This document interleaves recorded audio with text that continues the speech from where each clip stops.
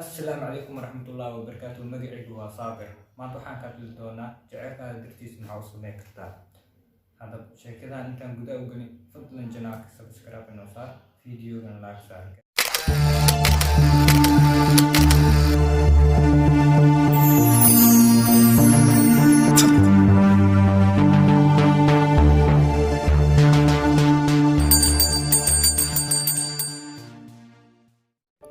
Amiirada boqortooyada Japan ee Maka ayaa ku dhawaaqday in ay ismeersanayaan nin dadka caadiga ah, waxayna diyaar u tahay in ay lumiso mansabkeeda boqortooyo.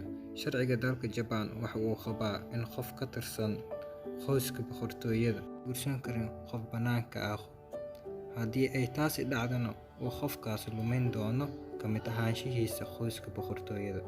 Tan waxa ay keenaysaa su'aasha ah, ilaa intee in la eg ayaan diyaar u nahay in aan jacayl dartiisa u lumino waxyaabaha wanaagsan ee aan haysano?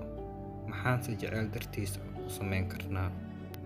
Gabadha lagu magacaabo Anya waxa ay dheerisay qoyskeeda, waxaana ay iska hilmaantay wax kasta oo nolosha ku saabsanaa si ay isku guursadaan ninka lagu magacaabo Dusan, oo ay ku kulmeen jaamacadda Glasgow. Gabadhan qoyskeedu waa mid diinta aad ugu adag, mana doonaynin in gabadhooda ay guursato qof aysan iyaga u dooqin, waxayna ka xigeen dhimasho. Sidaas darteed, Anya iyo Dusan xiriirkooda waxa uu ahaa mid ku saleysan qarsoodi. Anya waxa ay sheegtay in qoyskooda ay ka weysay wax xorriyad ah iyo madax bannaani nolosheeda.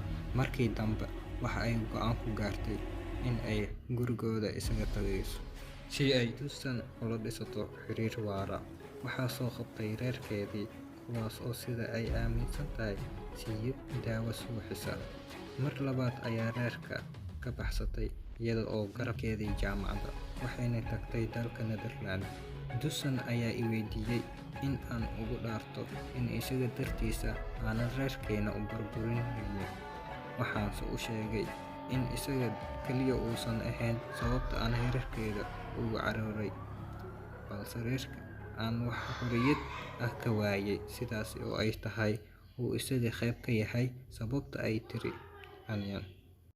Bilo kadib ayay ku soo laabatay Glasgow, waxayna isku dayday in ay reerkeedii la heshiiso, kuwaas oo ka codsaday in ay kasoo qayb gasho arooska walaasheed oo ka dhacayay dalka Bangladesh.